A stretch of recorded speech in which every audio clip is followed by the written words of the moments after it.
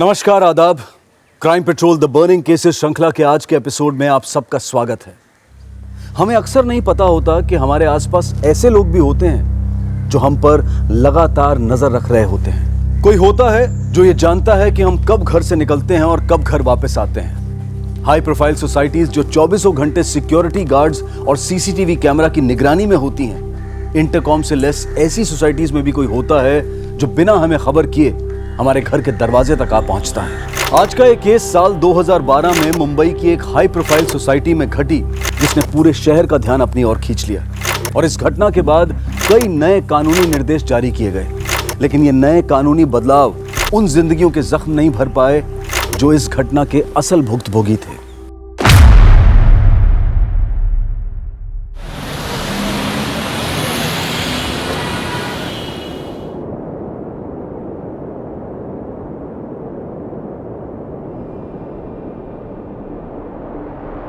सांसें हम सबको मिलती हैं पापा। जिंदगी तो वो होती है जो सिर्फ अपने लिए नहीं, अपनों के लिए जी जाती है। जाना सबको खाली हाथ ही होता है,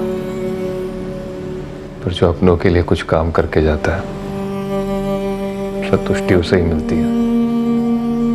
अब ऐसी बातें क्यों कर रहे हो अभी? क्योंकि मैं भी किसी को कुछ नहीं दे पाया पापा, ना आपको, ना माँ को, ना पियाली को।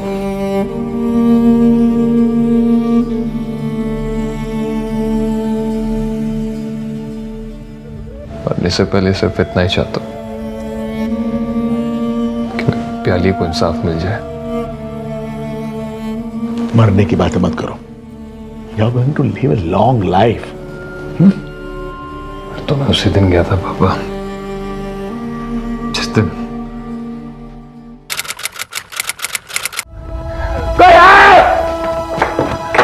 कोई दरवाजा खोलिए प्लीज। खोलो प्लीज। कोई है? कोई है?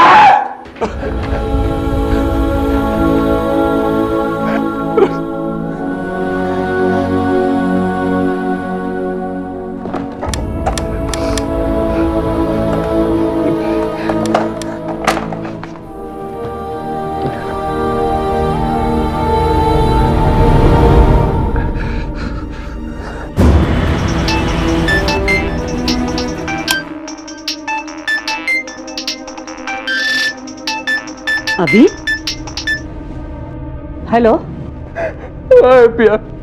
पियाली। क्या?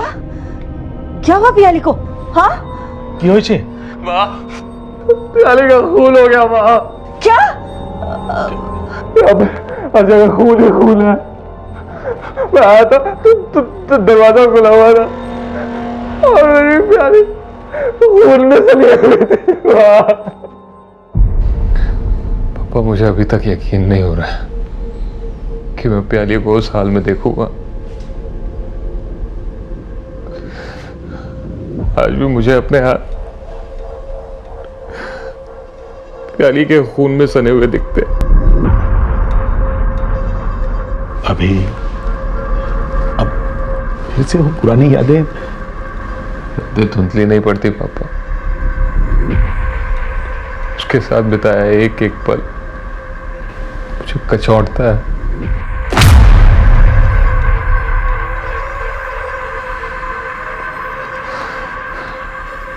और ये सच की प्याली की उस नियति का जिम्मेदार मैं हूं।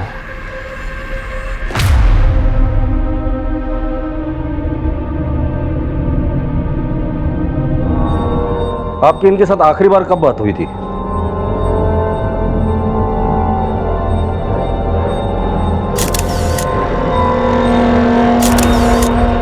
आपकी इनके साथ आखिरी बार कब बात हुई थी?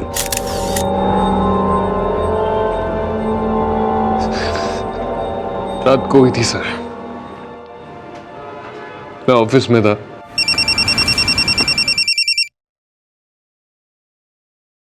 हेलो। सॉरी यार प्याली, काम के चक्कर में तुम्हें कॉल करने भूल गया मैं। कोई बात नहीं अभी, लेकिन तुम घर कब आ रहे हो बताओ? कुछ नहीं कह सकता, काम बहुत है यार, शायद सुबह ही मिले। सुबह? नहीं यार अभी प्लीज, तुम्हें पता ना मुझे तुम्हारे बिना नींद नहीं आती, फिर मुझे पूरी रात जागना पड़ेगा। एक काम करो ना तुम, हाँ टीवी ऑन करके सो जाओ। लो अब कैसे ऑन रखूं टीवी? लाइट ही चली गई। क्या? या एक सेकेंड, अभी लेट मी चेक। लाइट तो दिख रही है सब, क्या सिर्फ हमारे फ्लैट की लाइट गई है अभी? अच्छा एक काम करो, वो सिक्योरिटी गार्ड को कॉल करो, वो इलेक्ट्रिशियन को ले आएगा। हाँ मैं वो सब देख लूंगी, बस तुम अपना फोन बिजी मत रखना। I will call you, okay? फिर मुझे दोबारा फोन आया। हाँ अभी, हाँ इलेक्ट्रिशियन आया था और उसने अभी सिर्फ एक टेम्परेरी अरेंजमेंट किया है। उसने कहा है कि मैं सिर्फ अपने कमरे का पंखा और एक लाइट चला सकती हूँ और बाकी वो सुबह आके चेक करेगा। चलो ठीक है, बाकी मैं सुबह ठीक करा लूंगा, अभी तुम सो जाओ। Good night. फिर मैं सुबह 5 बजे के करीब घर आया।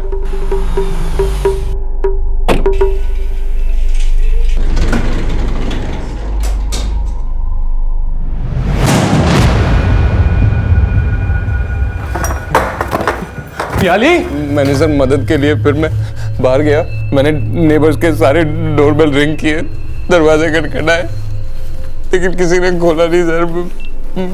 मैं दोबारा आया।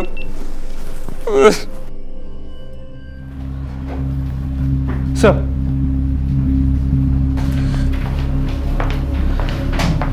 दरवाजे पे कोई भी फोर्स्ड एंट्री का निशान नहीं है, लैच भी इंटैक्ट है। मतलब जिसने भी ये किया है या तो वो पियाली को जानता था या फिर उसके पास घर की चाबी थी। इसके अलावा पड़ोसियों से बात की, किसी ने भी बेल की आवाज़ नहीं सुनी और उन्होंने ये भी बताया कि अभिजीत और पियाली की शादी भी नहीं हुई थी।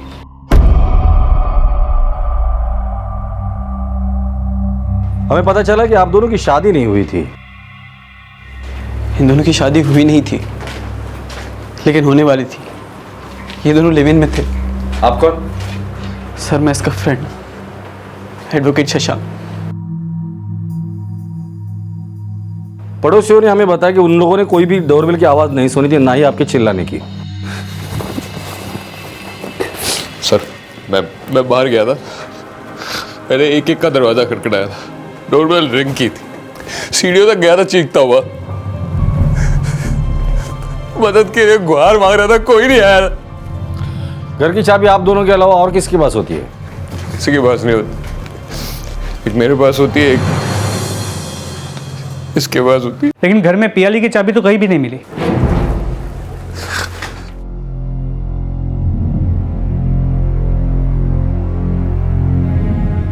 आपके डोरबेल पे और दरवाजे पर खून के निशान हैं। इसका मतलब अभिजीत सच कह रहा था कि उसने दरवाजा खटखटाया था। सर हमारी एसी बहुत पुरानी है और आवाज़ भी बहुत करती है और हमें पता ही नहीं चला कि दरवाजे पे कौन कौन आते हैं, कौन कौन खटखटाते हैं। और हाँ, रोज़ की तरह जब मैं 6:30 बजे उठा और दरवाज़ा खोला तो पता चला कि अभिजीत ने बताया था कि इलेक्ट्रिशियन 2 बार आया था। तो इलेक्ट्रिशियन और सिक्योरिटी गार्ड दोनों से पूछताछ करो और इस अभिजीत के ऑफिस में पता करो ये वाकई ऑफिस में था और निकला कितने बजे। इसके कॉल रिकॉर्ड निकालो, बिल्डिंग का सीसीटीवी फुटेज है वो भी चेक करो। जनरली लिव इन में रहने वाले कपल्स के साथ ये प्रॉब्लम काफ़ी बार होती है। इस अभिजीत को पुलिस स्टेशन बुला लो। सर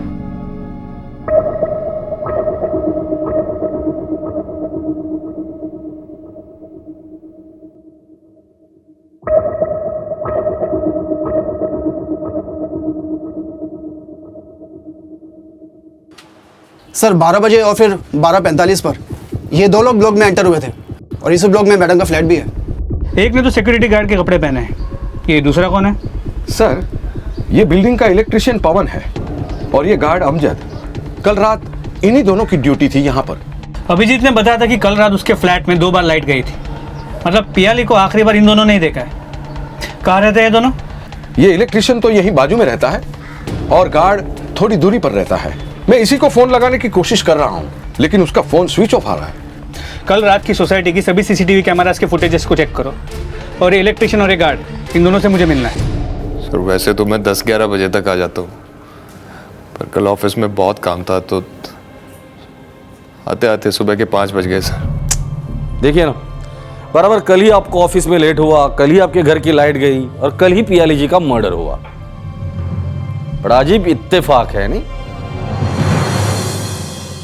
कल रात तुम अभिजीत के घर 2 बार गए थे, फिर भी उसके घर की लाइट ठीक नहीं हुई। क्यों? साहब कल मेन लाइन में कोई प्रॉब्लम था और 2 बार लाइट भी गया था साहब। जब दूसरी बार लाइट गया था तो मैंने मैडम को पंखा चालू करके दिया था। मैडम आपका मीटर बार बार ट्रिप कर रहे हैं। अब एक काम कीजिएगा, अपने घर के हाई वोल्टेज ऑन मत करिए। ज़्यादा प्रॉब्लम है तो बस एक काम कीजिएगा, अपने बेडरूम का पंखा या बल्ब ये रात को ऑन कर सकते हैं बस। मैंने मैडम को कहा था मैं सुबह के कनेक्शन ठीक करेगा, फिर मैं वहाँ से चला गया। उसके बाद क्या हुआ मुझे कुछ नहीं पता, सच्ची बोलता साहब। मेरी गलती है सर। जब प्याली का फोन आया था कि घर में लाइट नहीं है तो मुझे कहना चाहिए था कि घर पे किसी फ्रेंड को बुला ले या उसके घर चली जाए। मैंने नहीं कहा। पता नहीं क्या क्या गुजरी होगी सर उस। क्या क्या सा होगा यही जानने के लिए तो तुम्हें यहां बुलाया है।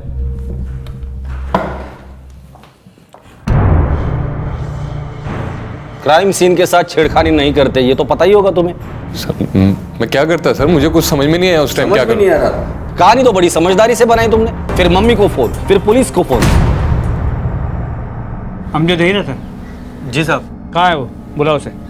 साहब रोज तो मुझसे पहले आ जाता था, आज पता नहीं क्या हुआ साहब। जब मैं घर आया ना तो उसका सामान है साहब और ना वो है। घर की तलाशी लो।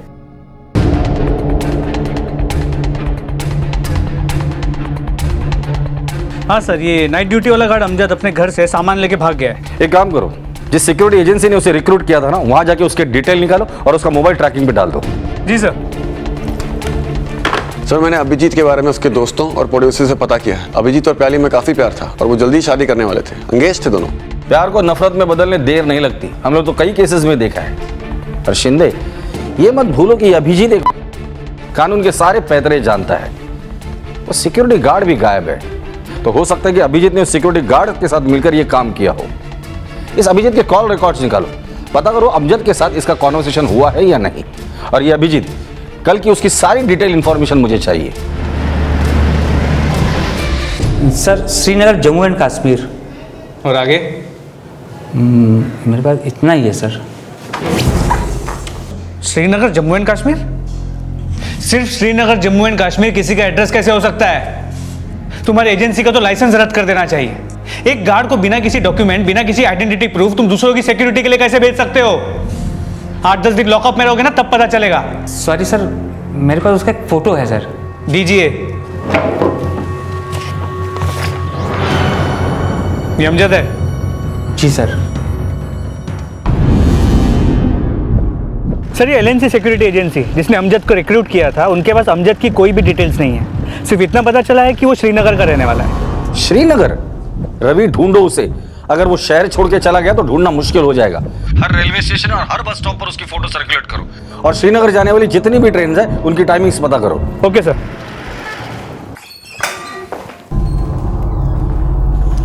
तो तुम और प्याली शादी करने वाले थे? जी, बहुत जल्द। इनफैक्ट शॉपिंग की लिस्ट भी बना ली थी, कार्ड भी छपने वाले थे। तो इन सब के बीच ये अमजद कहां से आया? Amjad? Why are you hitting me? अब मार क्यों रहे हैं मुझे? याद नहीं आ रहा है ना तुझे? तेरे बिल्डिंग का सिक्योरिटी गार्ड अमजद। क्या? Security guard? हाँ सर, वो प्याली अक्सर बताती थी कि कोई सिक्योरिटी गार्ड उसे घूरता रहता है। पोस्टमार्टम रिपोर्ट के हिसाब से उसके साथ सेक्सुअल असॉल्ट नहीं हुआ है, सिर्फ फिजिकल असॉल्ट हुआ है। तूने सुपारी दी थी ना उसे? मैं किसी को सुपारी क्यों दूंगा? She was my life। उसकी लाइफ क्यों खत्म कर दी तूने? हाँ, तूने ही सुपारी दी थी ना अमजद को। 16 बार स्टैप किया उसे। चल बता, कहां भगा के रखा है उसे? बोल अमजद कहां है? सर मैंने अभिजीत के ऑफिस से पता किया। वो सुबह 5 बजे ऑफिस से निकला और एक फ्रेंड को घर पे ड्रॉप किया, फिर घर पहुंचा। सर मैंने अभिजीत के कॉल रिकॉर्ड भी चेक किया। उसने सिर्फ ऑफिस में और प्याली से बात की। एक कॉल माँ को गया था सुबह, उसके अलावा उसकी किसी से बात नहीं हुई। सर अमजद गार्ड से उसकी बात कभी नहीं हुई। ठीक है, जाओ तुम। Okay sir.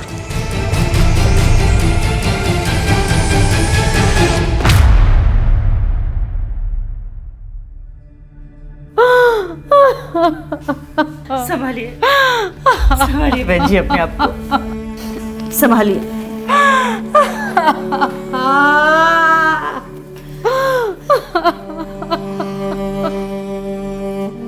डॉक्टर ने कहा है कि वो पियाली की बॉडी 2 घंटे के बाद हमें सौंप देंगे। 16 बार स्टैब किया उसने मेरी पियाली को। ऐसी क्या दुश्मनी थी उसके साथ?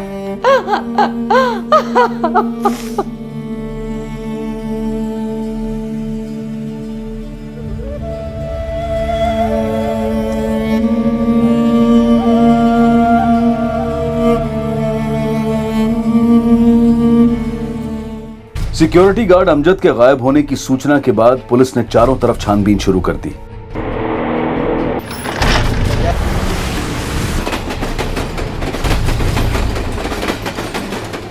और मुंबई पुलिस ने अमजद को जल्द ही बोरीवली स्टेशन से गिरफ्तार कर लिया, जहां से वो कश्मीर भागने की फिराक में था।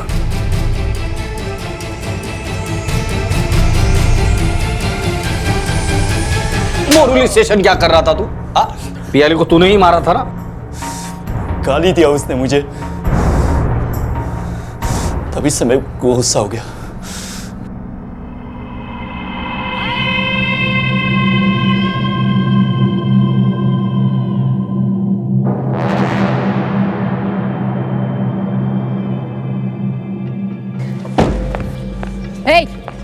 क्या घूर रहे हो तुम? क्या हुआ मैम? मैं तो अपनी ड्यूटी कर रहा हूँ, कहाँ घूरा आपको? तुम किस नजर से घूर रहे थे देखा है मैंने। एक दिन में नौकरी से निकलवा दूंगी तुम्हें, समझे तुम? क्या हुआ madam? He was staring at me. Ma'am गाली मत दो। Shut up! ये पहली बार नहीं हो रहा है, ऐसे 3-4 बार पहले भी हो चुका है, मैं मार्क कर चुकी हूँ। आज के बाद तुमने दोबारा ऐसी गलती की ना तो पुलिस में मैं रिपोर्ट करवा दूंगी, समझे तुम? देखो अमजद, पहले भी तुम्हारी 2-4 कंप्लेन आ चुकी है, इसे आखिरी वार्निंग समझो, वरना तुम्हारी कंपनी में ऐसा स्ट्रॉन्ग लेटर लिखूंगा कि पूरे मुंबई में कहीं गार्ड की नौकरी नहीं कर पाओगे, समझे? उसी दिन से जनाब मैंने तय कर लिया था कि साली को छोड़ूंगा नहीं। 15 दिन पहले मैंने एक चाकू खरीदा था और सोचा इससे चाकू से दिखाओ कि उसको रेप करूंगा। नसीब ने भी साथ दिया और फोन आया कि उसका फ्लैट में लाइट नहीं है। हेलो, हाँ मैं बिल्डिंग नंबर 7 फ्लैट नंबर 703 से बोल रही हूँ। हमारे घर की लाइट चली गई है। ठीक है मैम, अब इलेक्ट्रिशियन को भिजवाता हूँ। जल्दी।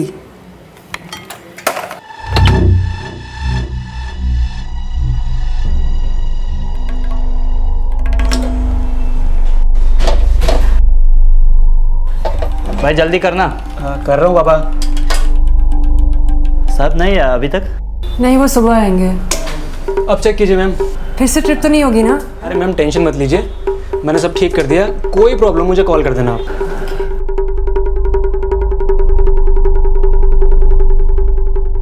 तब मैंने सोचा कि आज हाथ में आया हुआ मौका जाने नहीं दूंगा।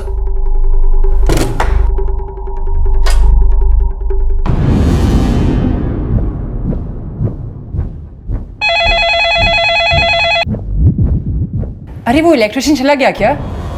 लाइट फिर से चली गई।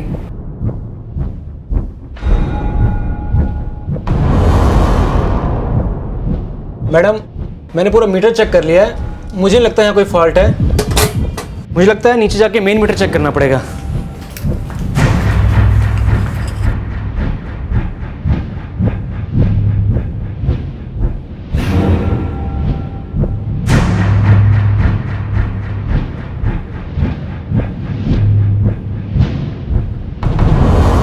आपका मीटर बार बार ट्रिप कर रहा है। अब एक काम कीजिएगा, अपने घर के हाई वोल्टेज ऑन मत करिए। ज़्यादा प्रॉब्लम है तो बस एक काम कीजिएगा, अपने बेडरूम का पंखा या बल्ब ये रात को ऑन कर सकते हैं। बस मॉर्निंग में आऊँगा और सब ठीक कर जाऊँगा, आप टेंशन मत लीजिए।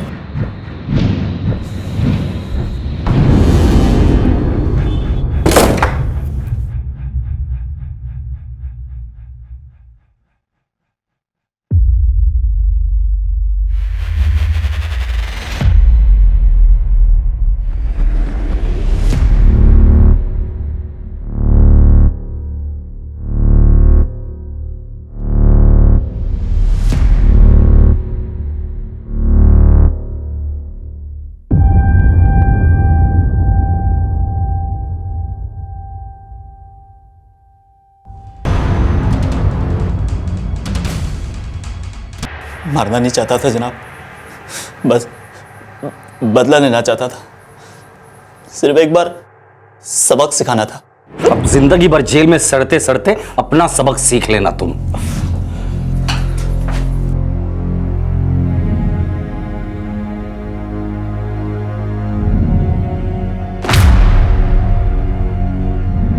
अमजद के कन्फेशन के बाद पुलिस ने उससे पियाली के फ्लैट की चाबी और उस मर्डर वेपन को भी बरामद कर लिया, जो उसने उसी बिल्डिंग के 3rd फ्लोर पर छिपा दिया था जिसमें पियाली रहा करती थी। अमजद के दोस्तों के बयान से यह सामने आया कि अमजद ने कई महीने पहले ही पियाली से बदला लेने का मन बना लिया था, लेकिन उसके अंदर की इस विकृति को भांपने के बावजूद वो खामोश रहे। अमजद ने अपने बयान में कहा कि पियाली ने खुद उसे इस अपराध के लिए उकसाया था, जबकि सच तो यह है कि उसकी विकृत मानसिकता को आंकने के बाद भी पियाली ने सावधानी नहीं बरती और उसके अपराध का शिकार हो गई। अमजद तो अपराधी है ही, लेकिन उसके साथ साथ बिल्डिंग के मेंबर्स और वो सिक्योरिटी एजेंसी भी अपराधी है, जिनके पास अमजद के नेटिव प्लेस से जुड़ा कोई भी डॉक्यूमेंट नहीं था। साल 2012 में हुए इस केस ने ये सवाल खड़े किए कि जिन लोगों को हम अपनी बिल्डिंग, अपनी सोसाइटी, अपने ऑफिसेस की सुरक्षा के लिए अपॉइंट करते हैं, अगर वो ही हमारी सुरक्षा के लिए खतरा बन जाएं, तो फिर विश्वास किस पर किया जाए। और तब ये कानूनी निर्देश जारी किए गए जिसमें सिक्योरिटी गार्ड्स, घरों में काम करने वाली मेड्स, ड्राइवर्स और हेल्पर्स की पुलिस वेरिफिकेशन करवाना हाउसिंग सोसाइटी, सिक्योरिटी एजेंसीज और हाउस ओनर्स के लिए कंपलसरी कर दिया गया, और ऐसा ना करने पर जुर्माने का भी प्रावधान रखा गया।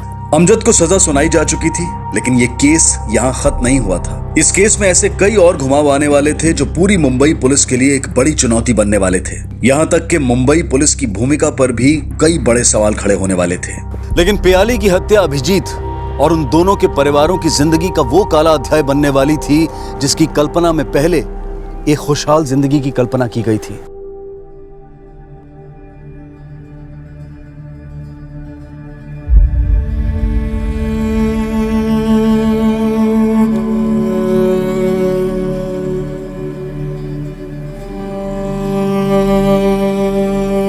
अभिजीत को अकेला नहीं छोड़ना चाहिए। मैं तो कहता हूँ भाई साहब, आप उसे अपने साथ जमशेदपुर ले जाइए। हमें बोले छी, लेकिन वो हमारी बात मान ही नहीं रहा है। मैं अभी को ऐसे अकेला नहीं छोड़ सकती, मुझे रहना होगा उसके साथ। पर घर जाते तो ना बच्चों की बहुत याद आएगी।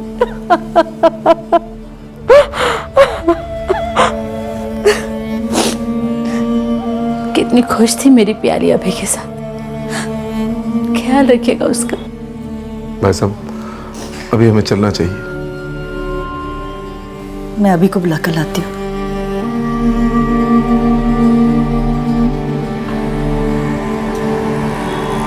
अभी पियाली के माँ बाबा जा रहे हैं, चलो उनसे मिल लो। अभी अभी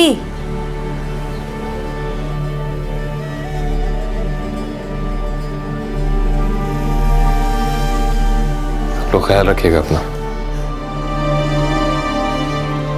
बेटा, तुम भी जमशेदपुर चले जाओ। नहीं अंकल, मैं ठीक हूँ। पहली चली गई इसका मतलब ये नहीं है कि कोई नहीं है आपका। मैं हमेशा हूँ आप दोनों के लिए। तुम भी तो हमारे बेटे ही हो, ख्याल रखना अपना।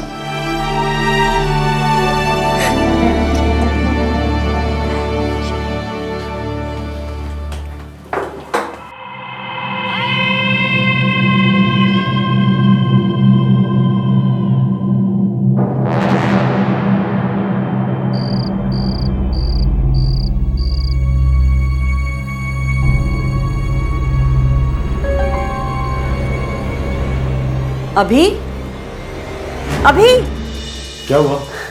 देखिए ना, ये कुछ जवाब नहीं दे रहा है। अभी अभी अभी हाँ पापा।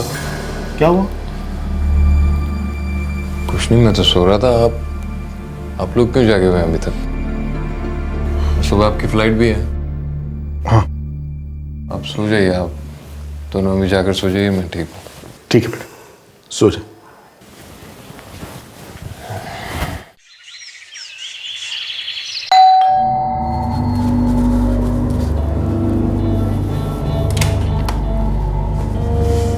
कैसा है?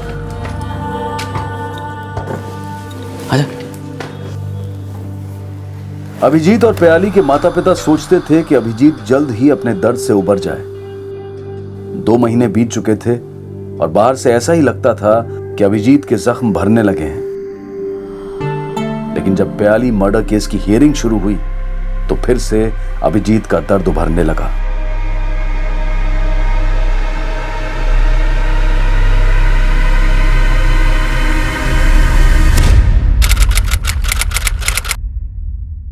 बयान देने के बहाने ही सही फूट फूट के रोया। तो पियाली के जाने के बाद अपने आप को कभी एक्सप्रेस ही नहीं कर पाया था। अम्मी देखिए आशी कहीं जाग तो नहीं गया?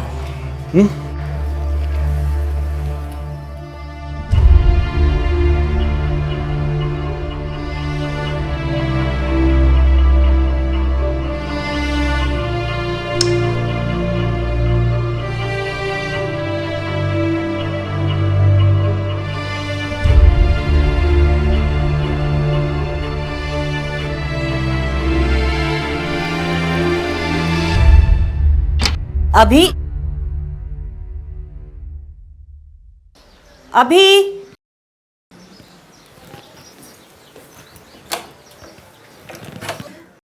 अभी अभी अभी अभी क्या हुआ मुनमुन? अभी अभी है नीचे। हाँ नहीं, यहाँ तो नहीं दिखा। क्या हुआ? वो अपने कमरे में भी नहीं है। आंटी आप परेशान मत होइए, मैं कॉल करके देखता हूँ वो कहाँ है।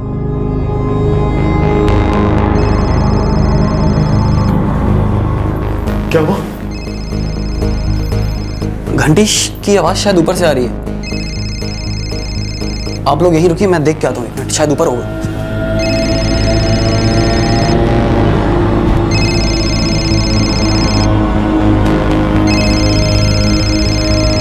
उसका फोन तो यही है। फोन यही है मतलब? आंटी आप यहीं पे रहिए, हम और अंकल देख के आते हैं, आप परेशान मत होइए। हाँ तो तुम ये घर पे ही रहना। हाँ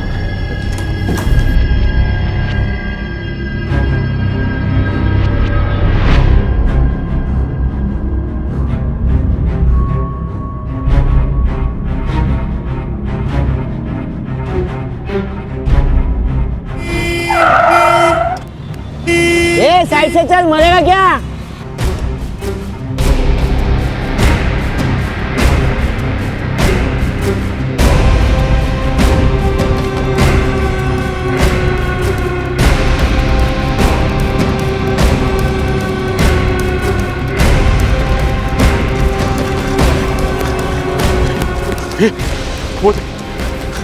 अभिजीत अभिजीत अभिजीत अभिजीत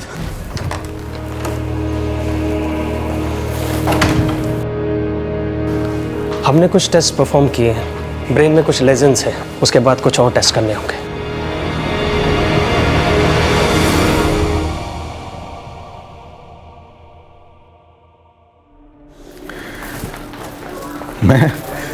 मैं खुद एक डॉक्टर हूं, लेकिन अपने बेटे के लिए कुछ नहीं कर पा रहा हूं। मैं सिर्फ देखता रहता हूं उसे डूबते हुए अपने गम में। ठीक हो जाएगा भाई साहब, अपने आप को संभालिए। I am feeling so helpless.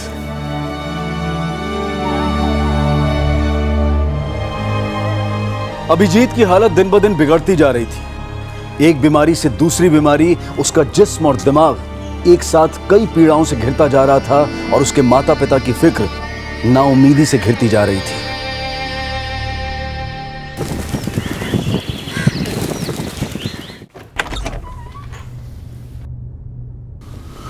आ गए आप लोग? कैसी तबीयत है अब उसकी?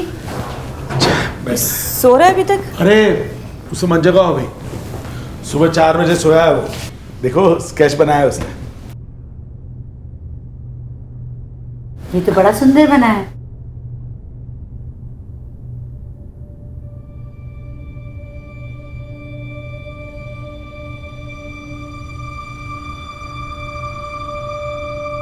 अभी डॉक्टर को बुला। मैं बुलाता हूँ। अभी अभी आइए। देखिए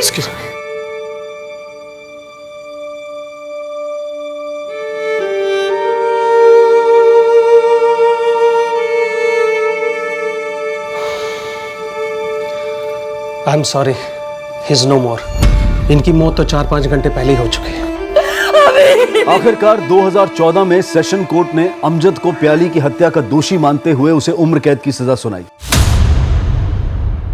लेकिन प्याली के माता पिता इस फैसले से खुश नहीं थे, क्योंकि वो चाहते थे कि अमजद को सजाए मौत मिले। उस अमजद ने सिर्फ पियाली को नहीं मारा, अभिजीत की मौत का भी वही जिम्मेदार है।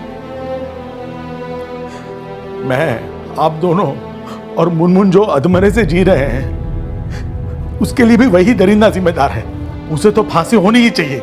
मैं तो खुद हैरान हूँ जजमेंट से भाई साहब। और वो ये कैसे कह सकती है कि जिसकी बेटी को 16 बार चाकुओं से मारा गया हो, रेता गया हो, वो वहशी दरिंदा, उसको फांसी नहीं मिलनी चाहिए। और वो ये कैसे कह सकती है कि ये केस रेयरेस्ट ऑफ रेयर नहीं है। और वो जज बोलती है कि पियाली की पहनावे ने उस वैश्य को उकसाया उसका रेप करने के लिए। This is ridiculous. प्रोसिक्यूशन ने जल्द ही हाईकोर्ट में अपील की और कोर्ट से मांग की कि अमजद को सजाए मौत दी जाए। लेकिन मार्च 2016 में ही उनकी उम्मीद खत्म हो गई, जब अमजद को पुणे की जेल से परोल मिल गई। और अमजद इतना शातिर अपराधी था कि वो परोल जंप करके गायब होने वाला था। कश्मीर? सर, आप जानते हैं कि कश्मीर के हालात कैसे हैं? उसको वहां से पकड़ के लाना कितना मुश्किल है। आपको क्या लगता है वहां की गवर्नमेंट उसे ढूंढने में आपकी मदद करेगी? हम पर भरोसा रखिए, वो आदमी ज्यादा दिन आजाद नहीं रहेगा। I promise you.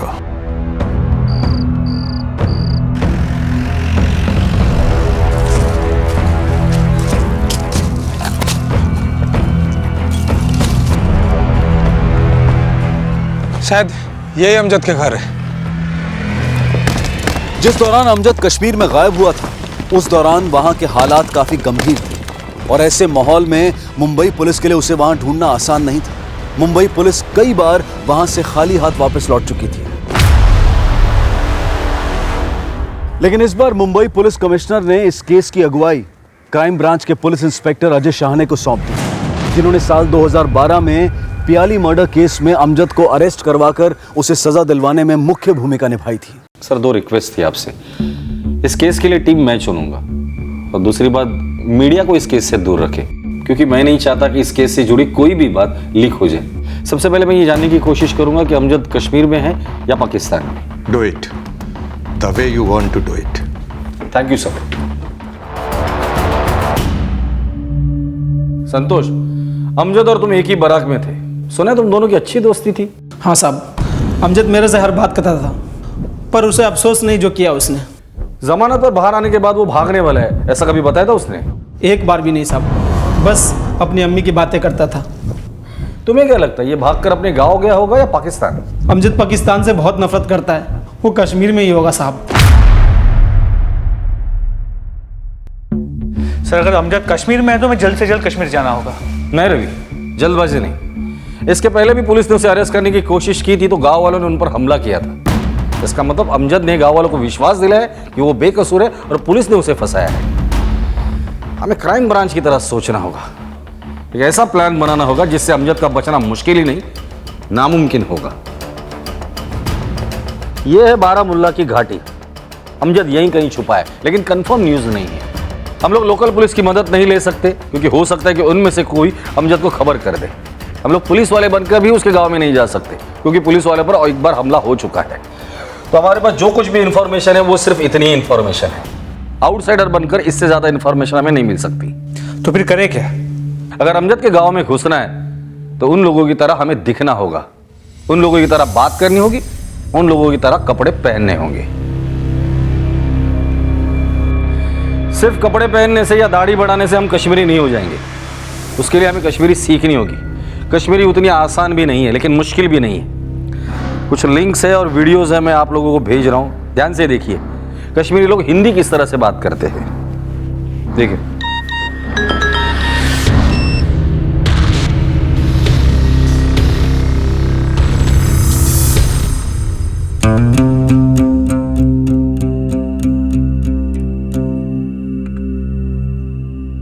कशीर मोखले बहन पर जाओ छू भोज ही भोज।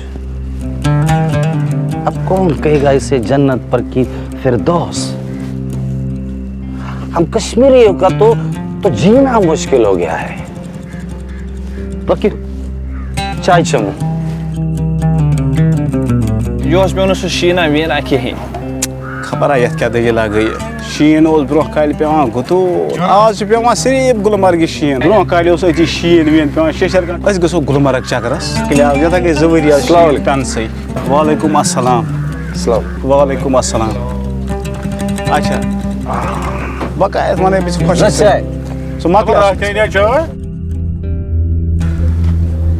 तो शुक्रिया बे गुलमर्ग करो तिल चक्रास अहम तक शीन यहाँ मकल सोरे ये वक्त। Okay sir, thank you sir, thank you. Good news है, कमिश्नर साहब के पहचान वाला एक रिटायर्ड कांस्टेबल है निसार खान, 20 साल जम्मू पुलिस में था। वो हमारी मदद करेगा। हमारे लिए वहां वो खबरियों का नेटवर्क खड़ा करने वाला है।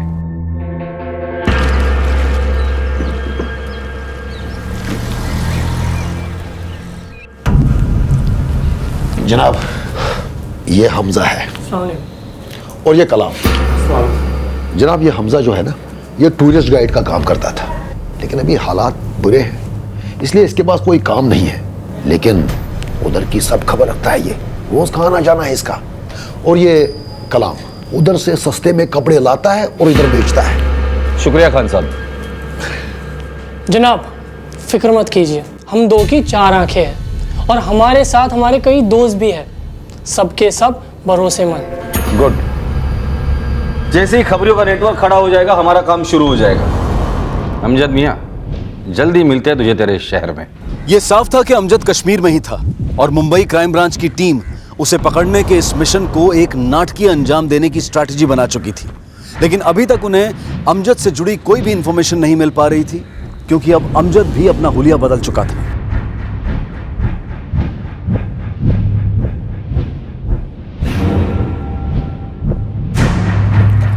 अरे अमजद, आज रात का क्या प्लान है?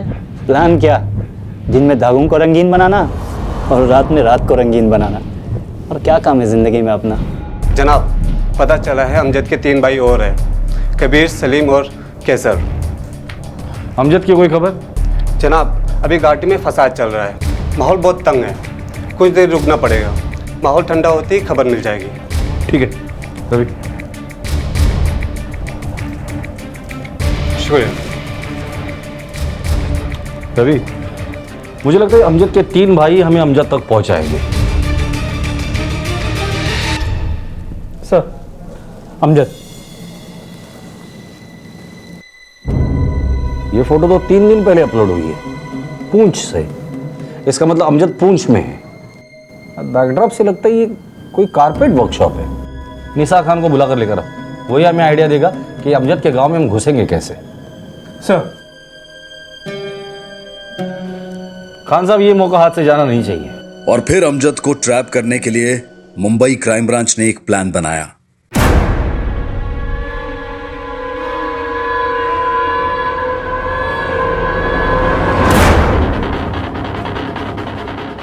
दिल्ली में एक कंपनी है कपड़ों का, उनको कश्मीरी कारपेट बनाने का बहुत बड़ा कॉन्ट्रैक्ट मिला है। असगैस जाए ते नफर। हमें जगह भी चाहिए और मजदूर भी। पैसा सबको मिलेगा, हमारा गारंटी है। ठीक है, डील पक्की, काम हो जाएगा। पुलिस इंस्पेक्टर अजय शाह ने को इस बात का पूरा विश्वास था कि अमजद उनके झांसे में जरूर फंस जाएगा और वो उस फेक एक्सपोर्ट ऑर्डर को पूरा करवाने के लिए दूसरे कारीगरों के साथ रोजगार के लिए वहां जरूर आएगा।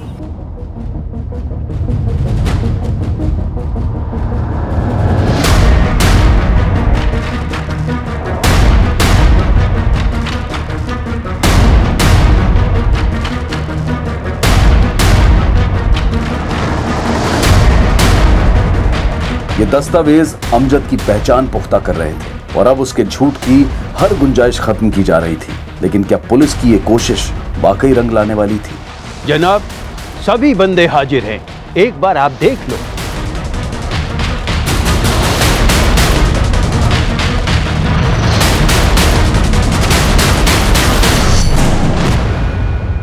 बाजा ने बाहर ले जाना।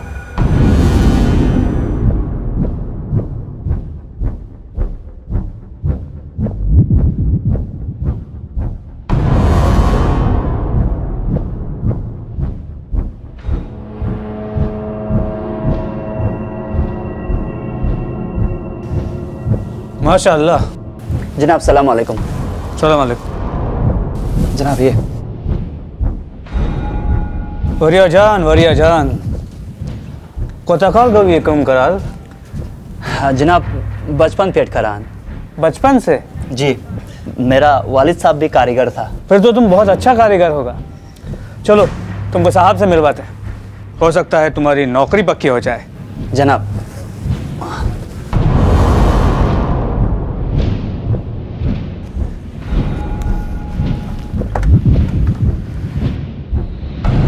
कारीगर हाजिर है जनाब। क्या सफर शुवारी दूर अमजद। साना साहब आप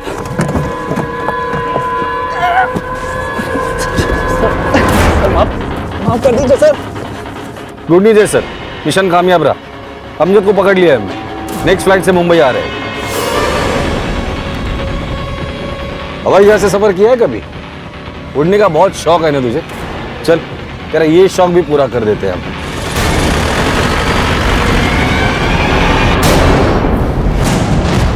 अमजद पकड़ा गया है। भाई साहब, मैंने कहा था ना, हमारे बच्चे को इंसाफ जरूर मिलेगा। अमजद को पुलिस ने गिरफ्तार कर लिया है।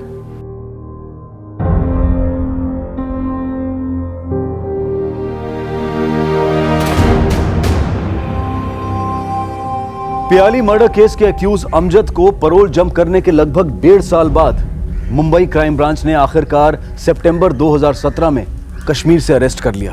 पैरोल जंप करने के चार्जेस के साथ साथ हाई कोर्ट में उसके खिलाफ फिर से हियरिंग शुरू की गई, जिसमें पियाली के माता पिता ने सेशन कोर्ट की अमजद की उम्र कैद की सजा को सजाए मौत में बदलने की दरख्वास्त की। लेकिन इस केस में अभी हाई कोर्ट का फैसला आना बाकी है। आज पियाली के मर्डर को तकरीबन 5.5 साल गुजर चुके हैं। हम आए दिन महिलाओं के साथ हो रहे अपराधों की बात करते हैं और आंकड़े बताते हैं कि भारत में महिलाओं के साथ on an average her 6 minute में छेड़छाड़, हर आधे घंटे में शारीरिक शोषण और हर 1 घंटे में बलात्कार की घटनाएं होती हैं। और हैरानी की बात है कि जिस मुंबई के बारे में यह कहा जाता था कि यह शहर महिलाओं के लिए सबसे ज्यादा सुरक्षित है, वहीं आंकड़े बताते हैं कि आज दिल्ली के बाद मुंबई वो दूसरा शहर है जहां महिलाएं आए दिन किसी न किसी अपराध का शिकार होती रहती हैं और इस पर विचार करने की जरूरत है।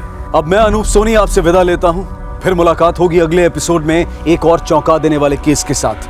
तब तक अपना और अपने परिवार का ख्याल रखें और देखते रहें क्राइम पेट्रोल डायल 100। सबक एक को सीख हम सबको। जय हिंद। इस तरह के और भी एपिसोड देखने के लिए हमारे चैनल को सब्सक्राइब करें और बेल आइकन दबाना ना भूलें।